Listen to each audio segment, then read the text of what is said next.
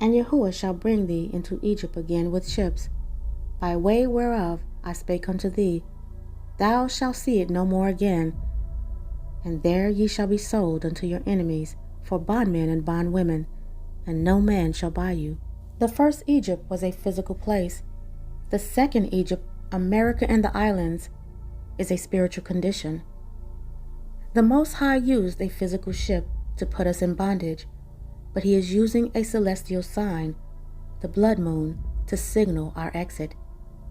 Just as there were signs in the heavens before the first Exodus, this blood moon is the signal that the second Egypt is coming to an end. For behold, in those days and in that time, when I shall bring again the captivity of Yehudah and Jerusalem, I will also gather all the nations, and will bring them down into the valley of Jehoshaphat,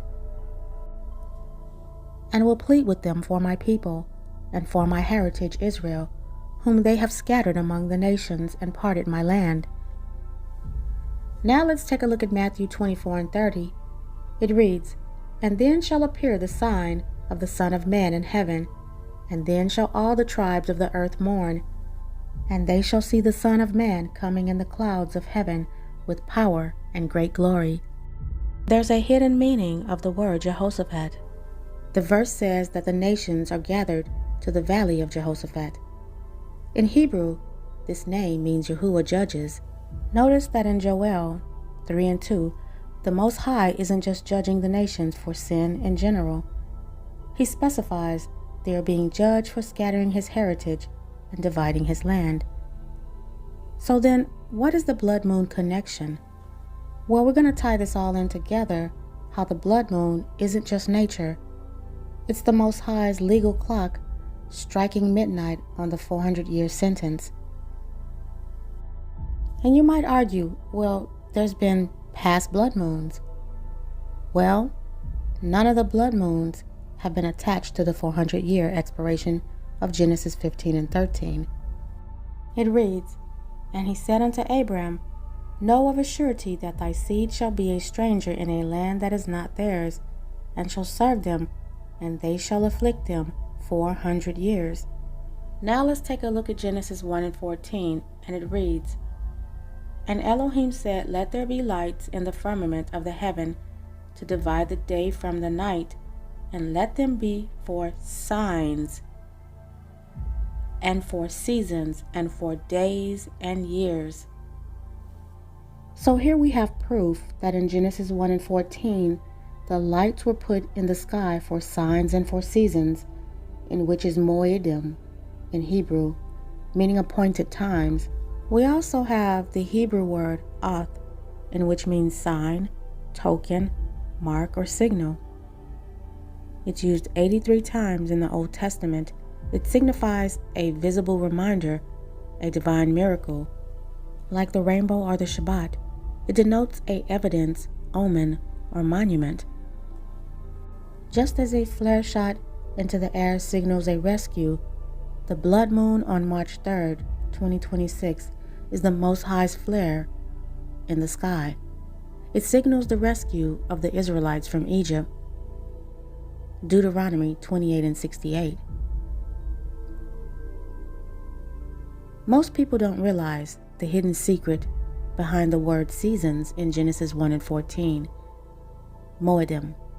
It does not mean spring, summer, fall, or winter. It means appointed times or divine appointments. A moed is like a court date. The Most High set a court date in the stars at the beginning of time. That date was last night, March 3rd, 2026. The moon is the judge entering the courtroom of the valley of Jehoshaphat. This isn't a regular moon. The Most High is keeping his appointment with the people who came on ships, his chosen ones. Let's take a look at Jeremiah chapter 31, 35 through 36. It reads, Thus said Yahuwah, which give the sun for a light by day, and the ordinances of the moon and of the stars for a light by night, which divide the sea when the waves thereof roar. Yahuwah of hosts is his name. If those ordinances depart from before me, said Yahuwah, then the seed of Israel also shall cease from being a nation before me forever. This is proof that the Most High literally tied the existence of the Israelites' bloodline to the moon. When the moon turns to blood, it is a message specifically for the seed. It's a status report on the covenant. If the moon is still here, the seed is still here. And on March 3rd, 2026, the moon was telling the seed to awaken. These lights are like Yahuwah's bulletin board. He told us in Jeremiah that as long as the moon follows its ordinances, the bloodline of Israel cannot be destroyed. So when you see the moon turn red, understand that it's an appointed time, Moed. It's the 400-year time clock finally going off. The Moed isn't for the world. It's for those who were taken by the heathen nations from their land and scattered by way of ships. Psalms 102:13 reads, "Thou shalt arise and have mercy on Zion, for the time to favor her, yeah, the set time is come." The heathens took us from our land and scattered us by way of ships, thinking that they could hide us forever, but they forgot that the Most High put a GPS in the heavens. The blood moon of March 3rd, 2026, is a set time for Zion. The heathens could change our names, our language, and our bank accounts, but they couldn't reach up and change the celestial clock that says our time of favor has arrived.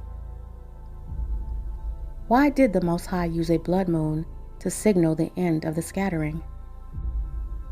Let's look at Joel 3, verses 1 and 2. It reads, "For behold, in those days and in that time, when I shall bring again the captivity of Judah and Jerusalem, I will also gather all the nations, and will bring them down into the valley of Jehoshaphat, and will plead with them there for my people, and for my heritage Israel, whom they have scattered among the nations, and parted my land." For those of you who may not know, in my last video, I spoke about how in Hebrew, Jehoshaphat means Yahuwah has judged, or judgment of Yah. The blood moon isn't just a sign in the sky. It's the opening of the valley of Jehoshaphat. The case manager of heaven has reached a verdict on the 400 years of captivity. The name itself proves the outcome. Yah has judged in our favor. Now let's take a look at Psalms 89, verses 36 and 37. It reads, "His seed shall endure forever, and his throne as the sun before me. It shall be established forever as the moon, and as a faithful witness in heaven." Salah. The moon is a faithful witness because its cycle, though it disappears and reappears, it's unbreakable and constant. The Most High uses the moon's performance to prove that his promise to the seed of Israel cannot be broken by man. In Jeremiah 31:35-36, the Most High presents the constancy of celestial bodies as a divine guarantee for the nation's survival. This highlights Yahuwah as creator of the sun, moon, stars, and sea, guaranteeing that as long as this natural order remains, Israel will exist as a nation. So as long as we can look up and see that the moon is in its proper course, it is a physical proof that the Israelites still exist. The seed of Israel still exists as a nation in the eyes of the Most High. The Bible also uses the moon to represent the matriarchal or nurturing side of the Israelite family. In Genesis 37:9, Joseph dreamed that the sun, the moon, and 11 stars bowed to him. Jacob, also known as Israel, immediately interpreted the moon as representing the mother of the nation, and the sun as himself. And it reads, "And he dreamed yet another dream, and told it his brethren. And behold, I have dreamed a dream more. And behold, the sun and the moon and the 11 stars made obeisance to me." The ancient symbolism continues in Revelations 12:1, where a woman often identified as the nation of Israel is clothed with the sun and the moon under her feet, and a crown of 12 stars. It reads, "And there appeared a great wonder in heaven, a woman clothed with the sun and the moon under her feet, and upon her head a crown of 12 stars." Let's also read Psalms 104:19. "He appointed the moon for seasons, the sun knoweth his going down." I want to make sure I do a disclaimer. Under the ancient Israelite truth of the Book of Enoch and Jubilees, there is a strict separation between the moon's function as a sign and the sun's function as the timekeeper. The moon is a witness, not a master. In the Book of Enoch, the moon is a sub-subordinate luminary. While it does show phases, new moon to full, it was never intended to dictate the Shabbat or the holy days. Jubilees 6:36 warns that if the seed uses the moon to count the Shabbat or the feast days, we would be led astray. The moon is linked to Israel not as a calendar master, but as a mirror. It reflects the status of the people. When the moon turns to blood, it isn't telling you what day it is, it's telling you what time it is in prophecy. The moon's role is a point of critical distinction. While it shows months, it is not the authority that defines them.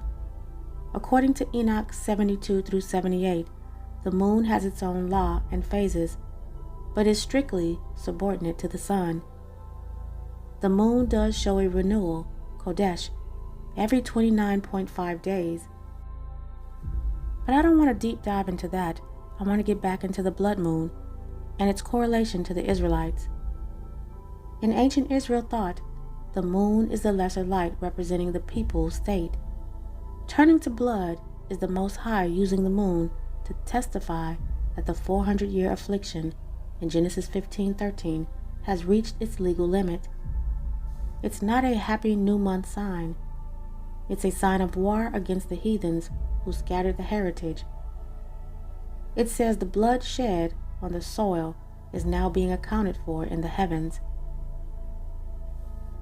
And while the moon does mark the start of a new month, for the Israelites it also serves as a prophetic alarm clock, not a calendar master.